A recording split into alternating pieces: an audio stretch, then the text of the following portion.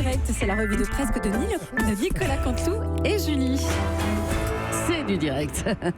Ils sont encore dans le studio, Audrey Crespo-Mara et son invité. Sébastien Lecornu, la question donc qui tue, la question que je ne devrais pas vous poser, mais que je vous pose quand même parce qu'on est en off, on est entre nous et que personne n'écoute. Oui, c'est vrai que personne n'écoute. Il y a 6 ans, Sébastien Lecornu, vous étiez gendarme de réserve, vous étiez aux côtés du brigadier Benalla que vous avez commandé. Vous avez été étonné de ce qui s'est passé ? Non, écoutez, je n'ai répondu à rien, je vais continuer. Je ne me prononce pas sur une enquête en cours, il faut respecter les institutions, le Premier ministre, la Première République, etc., les institutions. Oui, mais je vous demande votre sentiment. Écoutez, mon sentiment concernant... je suis très à l'aise sur le sujet. Alexandre Benalla, je lui ai envoyé, donc je peux vous donner la teneur des choses, d'un texto. Je lui ai dit, donc, poser la question clé, ça va ? Et il m'a répondu, ça je ne vous donnerai pas la teneur de la réponse que je tiens à garder confidentielle pour par respect des institutions du Premier ministre et du Président de la République. Ok. C'était mon interview, donc la question qui tue, mais à chaque fois c'est la réponse qui merde. Allez, on passe à la revue de presse de Nicolas Canteloup. On va commencer par le rappel du titre principal de l'actualité avec Nikos. Ouais, oui, bien sûr. L'information, merci. L'information d'aujourd'hui, de Today, Julie, en surround, c'est bien sûr le lancement du loto. Le loto du patrimoine, c'est une première, c'est 15 € le ticket. Oui, 15 € le ticket, c'est pas donné. C'est la première fois qu'il faut avoir déjà gagné au loto pour jouer au loto. Eh bien, merci Nikos. Non, d'ailleurs, on ne vous a pas demandé, ça se passe bien cette nouvelle matinale ? Vous voulez que je vous dise la vérité ? Bah oui. Je vous fasse une Sébastien Lecornu. S'il vous plaît. Franchise. Pas du tout, ça va pas. C'est chiant. C'est chiant. Faut se lever à 3h du matin, ça décale tout. Du coup, on a envie de manger une bavette avec des frites dès 9h du mat. Pas faux. Oui, vous rigolez, c'est une ça, mais c'est pas bon pour la santé, pour le body care. C'est pas surround, vous comprenez ? D'ailleurs, je le demande d'ailleurs officiellement à Laurent Guimier, qui peut-être m'écoute, lui. Est-ce qu'on peut pas plutôt faire la matinale sur les coups de 15h ? Non, c'est pas que je suis feignant, simplement que je suis méditerranéen. La sieste, c'est important, la sieste. Voilà, en tout cas, j'aimerais vous dire qu'on est tout de même bien sur Europe 1. On est bien, on est ensemble avec toute la rédaction. Une rédaction qui est d'ailleurs composée de journalistes. Tous ces journalistes qui sont à votre écoute, qui vous écoutent, vous qui nous écoutez sur Europe 1. C'est cette radio qui est la vôtre, qui est la nôtre, qui est celle que l'on écoute, à vous qui nous écoutez. C'est pour ça que nous sommes à votre écoute, vous qui nous écoutez. J'ai réalisé un truc, Julie, j'ai réalisé un truc formidable, c'est très pro. Si je meuble de 7h à 8h45, finalement, je ne bosse que 15 minutes. C'est pas mal. On a une team de rêve. Non, pour tout vous dire, on a une team de rêve à la matinale. On a eu une formidable interview politique d'Audrey Castorama. Oh, non, s'il vous plaît, non. Si, l'interview bricolée d'Audrey Castorama, qui a reçu Sébastien Le Tordu. Le cocu. Le cornu. Ça viendra. On a aussi Jean-Michel Apathy. Car vous le savez, il y a un an, Jean-Michel Apathy. Et aujourd'hui, Jean-Michel a revenu. Il était avec nous ce matin. Oui, je vous ai parlé, vous l'avez entendu, du prélèvement à la source. On pouvait se poser la question légitime de savoir si l'administration de Bercy était capable de mettre en place ce prélèvement à la source, cette réforme. Et bien sûr, c'est Macron qui lui est frileux, qui ne veut pas y aller. C'est lui le Gaulois réfractaire. Et ce que je peux vous dire aujourd'hui... Oui, merci Jean-Michel. Vous pouvez partir à nouveau chez vous. Merci Nikos. Allez, on va parler de la rentrée d'Emmanuel Macron, affaire Benalla, démission de Nicolas Hulot, critique de Stéphane Bern, reculade sur le prélèvement de l'impôt à la source, une enquête ouverte à l'encontre de Françoise Nyssen, une polémique sur les Gaulois réfractaires, un remaniement forcé, la croissance plus faible que prévu. Merci, cher Gilles Leclerc. N'en rajoutez pas. Bonne rentrée à vous aussi. Merci beaucoup. Alors, Emmanuel Macron, Danny Cohn-Bendit, a décliné votre proposition qu'il a qualifiée de fausse bonne idée. Vous avez un autre nom en tête pour le ministère de l'écologie ? Franchement, non. Je ne vais pas jouer à Sébastien Lecornu. Non, je n'ai pas de nom. Mais nous allons trouver ensemble. Pourquoi les Français aimaient-ils Hulot ? Parce qu'ils le connaissaient de TF1. Donc, la bonne idée, c'est de prendre un autre animateur de TF1. Ah. Non, pas vous, Nikos, il y a des limites au n'importe quoi. Merci de votre générosité. Alors, qui peut-on prendre? Jean-Luc Reichmann, ça c'est une idée, n'est-ce pas, David?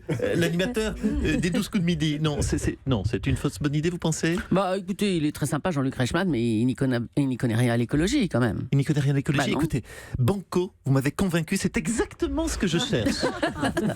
Alors, sinon, vous allez visiter une école à Laval aujourd'hui, je crois. Oui, alors je me demande ce qui est le pire, la liste que vous veniez à l'instant d'énumérer ou faire sa rentrée à Laval. Oh non. Bonjour, chez Stéphane Bern. Stéphane. Laval, oui, Laval, beauté du patrimoine, entourée par les villages de Montillet-le-Brillant, Saint-Berthevin et Nuyel-Buicoin. Laval est la perle, oui, la perle, disons-le, de la Mayenne. Laval a l'étonnante particularité qu'entre 1623, mon cher Nico Saliegas, et aujourd'hui, il ne s'est rien passé de spécial à Laval. Sachez enfin, oui, c'est important, c'est une affaire, sachez que seulement pour 7 millions d'euros, on pourrait sauver la place Roger Mourlin et sa sublime fontaine qui dégouline. Ça vous intéresse? Qui était intéressé? Quelqu'un a 7 millions d'euros à me prêter?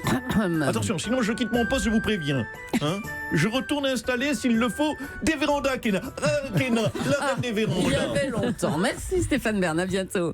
Il était le favori pour le poste de ministre de l'écologie, mais il a décliné. C'est notre ami Danny Cohn-Bendit. Bonjour Danny. Bonjour Thomas.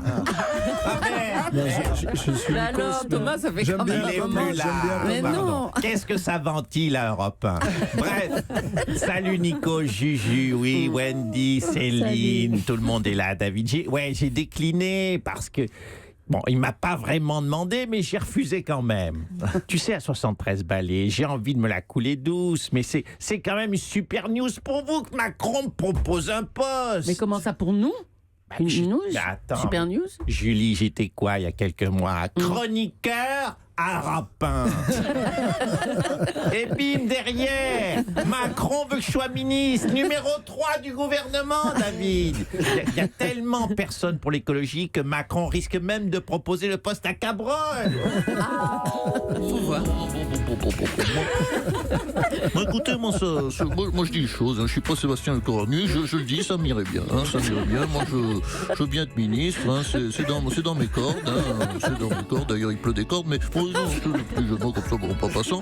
Présentateur météo, il faut le dire, hein, et ministre de l'écologie, c'est un petit peu du pareil en même, c'est Kifik Bourrico, c'est le même job, hein, tu constates les dégâts et tu dis que tu peux rien faire. Oui, et puis une fois sur deux, et ça c'est important, tu te gourres sur les prévisions, ça Quel aveu, merci Laurent Cabrol. Il n'est jamais parti, mais il fait quand même son retour en politique. François Hollande est avec nous maintenant. Bonjour Monsieur Hollande.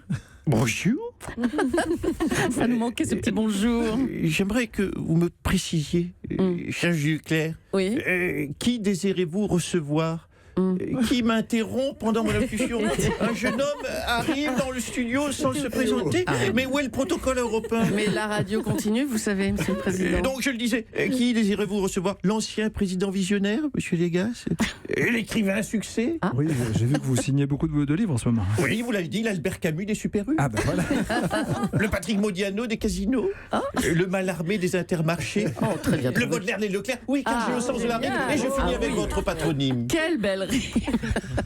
Alors, on va dire l'observateur de la vie politique et observateur des soucis de Macron par la même occasion. Voilà. Le bordel, franchement. Le bordel.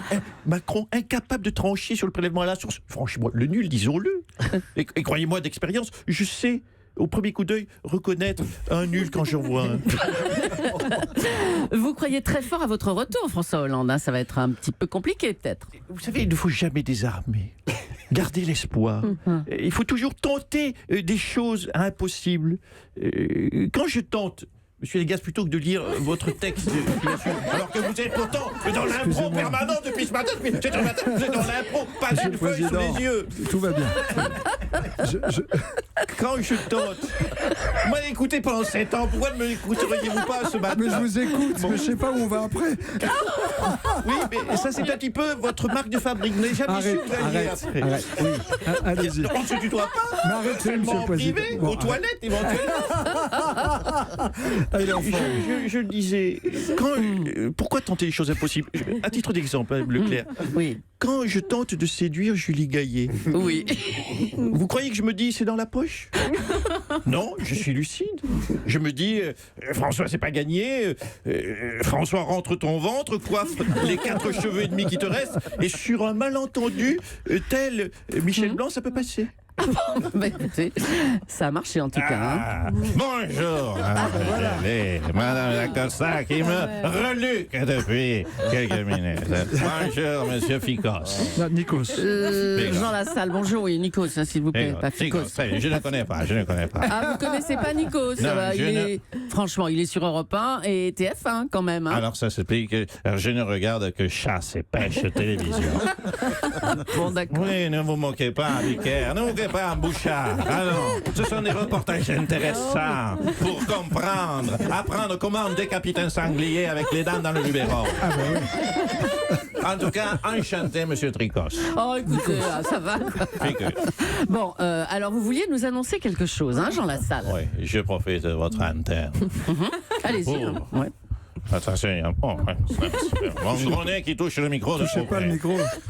Écoutez, je me porte officiellement ministre écologie, candidat. Oui.